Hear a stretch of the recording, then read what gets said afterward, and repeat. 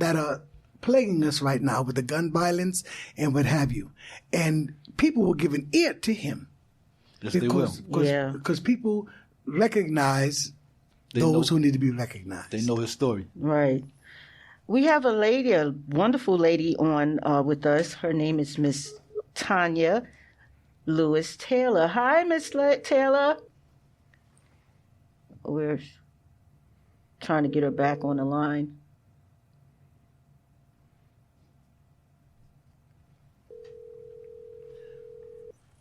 Oh, this technology is something. Yes, it is. Yeah, I heard her when she called the first time, I think.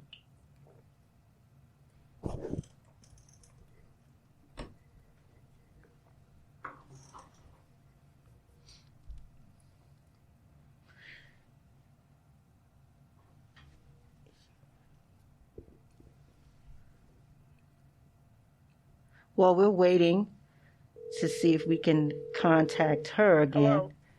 Hi, Miss Taylor. I'm so sorry. How are you? Hello?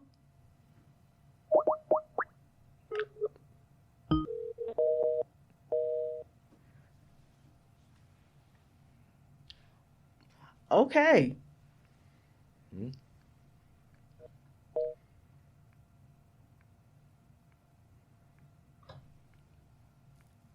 So we will continue.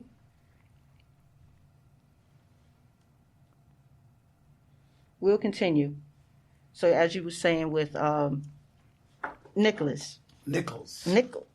Yes. Lorenzo. If I may, I'd like to read something that he wrote. Mm-hmm. Okay. Okay? Because he can best speak for himself. He says, "My name is Lorenzo Nichols. I am currently incarcerated in Clinton Correctional Facility and have been incarcerated for 34 years and counting. Mm-hmm. Reflecting on my life was something that I never did in the 80s, but it is something that I now do quite often. I had a decent life. I grew up in a house with my nieces. I did not have any brothers, but I had 4 sisters. I had parents who worked hard to provide all of the things I needed along with some of the things that I wanted.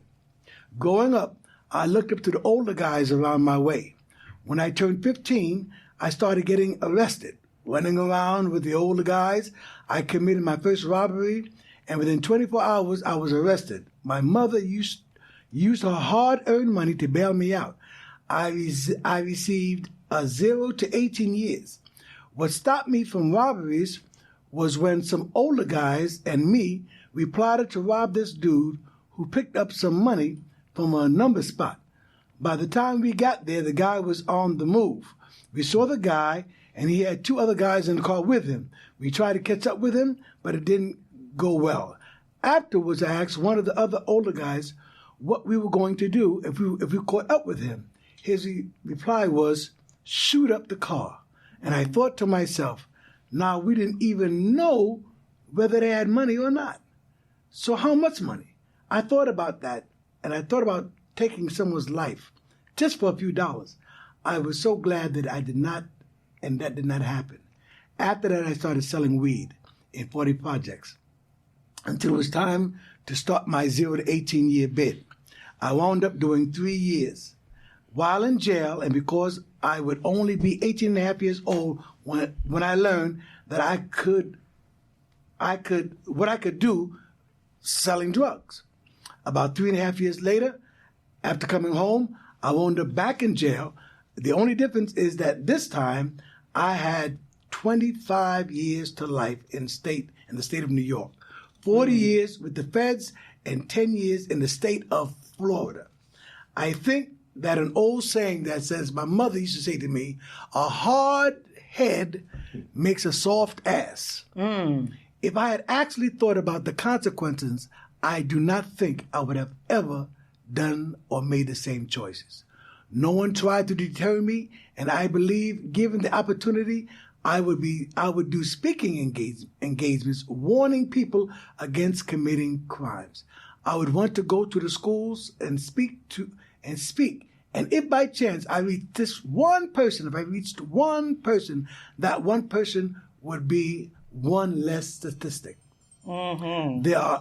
There are everyday instances I can use where I may be able to deter a child, a school-aged child. For instance, no one tells children about the dangers in students' behavior that has the potential to be or are moving into the life of crime. Let us take fighting.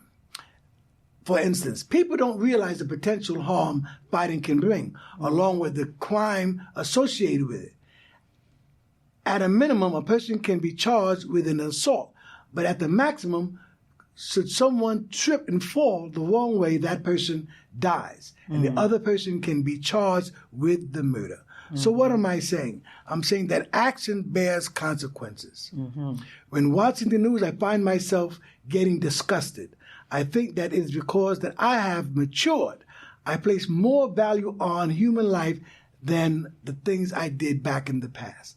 My niece has told me a true story that she saw, and she said that there was this guy who was killed for about $7. And I said that someone did a home invasion and broke into this man's house in the South and stole a pack of cigarettes and $4.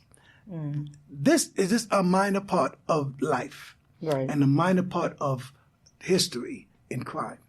My life no longer bears that. A lot of these crimes are committed by children, and if by chance my story helps, then a life is saved. We must do something to save our youth because they are our future. This man has had 34 years to consider the many lives that he has impacted either directly or indirectly. Right. And I need to say this again. I am a preacher. I stand in the pulpit and I preach, and my words have power. Right. The president, as we found out, Donald Trump, says a few words, and his words, imbecile that he is, Has power. has power. Right. Because look at what happened. Yeah. Lorenzo Nichols, his words have power because he's lived a life and he's done things that people recognize. And though it was contrary to what the norms are, he's come to the conclusion and come to himself. Like the Bible said, he came to himself and now realizes by the grace of God, and he's serving God, by the way. All right. And he's serving God. All And by right. the grace of God, he's changed. And 34 years. You know, when a child does something wrong, you put them in a corner and you give them time out. That's right. And but the rule is you only keep them in there for 10 minutes. Yeah. Because anything longer than 10 minutes is cruel and unusual punishment. Right. Right? So here's a man who's been on timeout for 34 years. How much of the cow does he have to eat before he knows that it's beef? That's right. And so we're talking about not punishment. We're talking about him restoring his life. We're talking about a new individual. And that's who he's become. So I want to urge everyone. I gave you his name. I gave you his number. I'm going to give you his number again. It's 88A1701. He's in Clinton Correctional Facility. Those of you who own businesses, those of you who are activists, All right. those of you who are on the streets who I meet and I see with the bullhorns and with the various committees I've seen, you need to write a letter on his behalf. You need to have a dialogue with him. You need to communicate with him and see how he can best add and enhance whatever it is that you're doing that will be conducive to the growth and the development of our youth. That's right. Yeah, this letter that he's talking about is a letter of support, basically. Yes. You know, if you correspond with the brother, he will tell you that it's a letter of support, and you know that's vital to anybody that's in state penitentiary right now. Absolutely. Because especially in New York, because he need that letter of support to put in his parole packet. Right. You know, I'm quite sure that he's going to put together another parole packet. Absolutely. From the support letters that he's going to receive, well, new ones.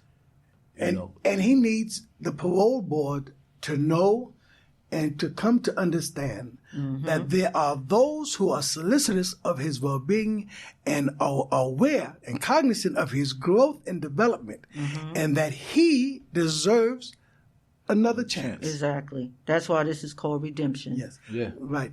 And in the words of Jesus, he who is without sin, Cast the first stone. listen, three Come guys, on, somebody. three guys in a boat. Come on, somebody. And I want you to listen to me. All I need right. to say this to the people because we get all high and mighty, and we drink Kool-Aid and milk, and we think that everything is good. That's right. That's right. Three guys in a boat, and they go fishing. Right. Right, and one guy catches a little minnow. One guy catches a big catfish, and the other guy catches a big tuna fish. And the game warden comes and he arrests all three of them and said, "You're not supposed to be fishing." But the guy who caught the minnow said, "But I didn't catch a big fish. I didn't do what they did. I caught a little minnow. Yeah. But you were fishing."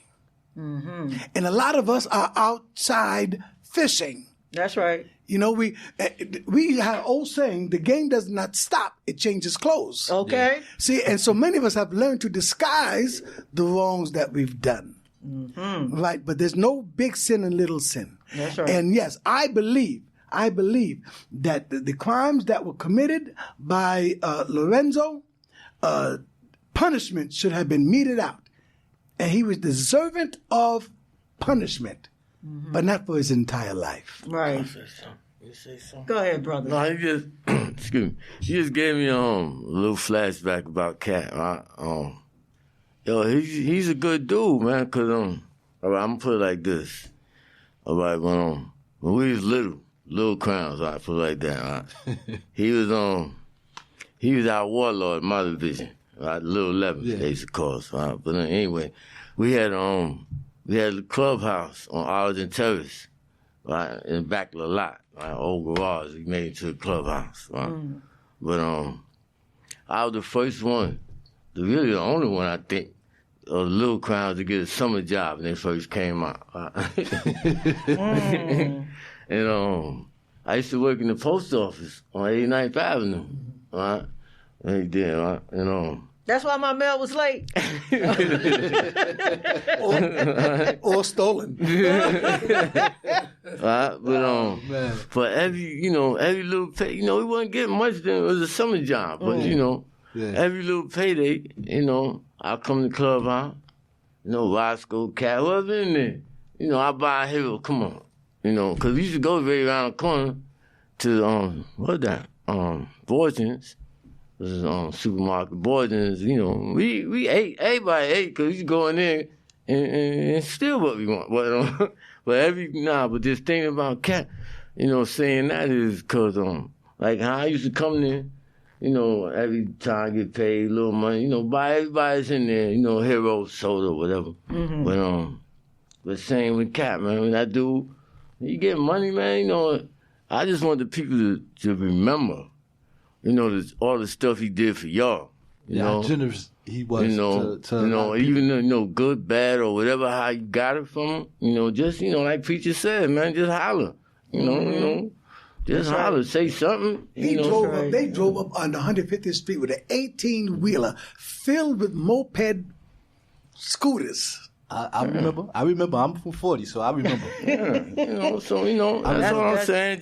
That's why I was saying, when you and I had a discussion prior, that what I remember was, not always the bad or the negative, for the brothers that was out there. Because I remember the trips to the amusement parks and the Great Adventures. Yeah, exactly. The block parties, feeding families. I remember when certain people, you go to them, well, this one's family not doing too well. Yeah. And they help. Exactly. So it wasn't always the negative that they always try to deplete. Right. And I think that's unfair to do such. Yeah. Especially when these brothers did a lot of good, And listen, the streets is the streets. And all of us, well, most of us, have come out of that and have done something. That's right. We've done something. Listen. I just want to say one thing, Fizzy, because you said that guy name in Brooklyn. He's they get ready to run for mayor.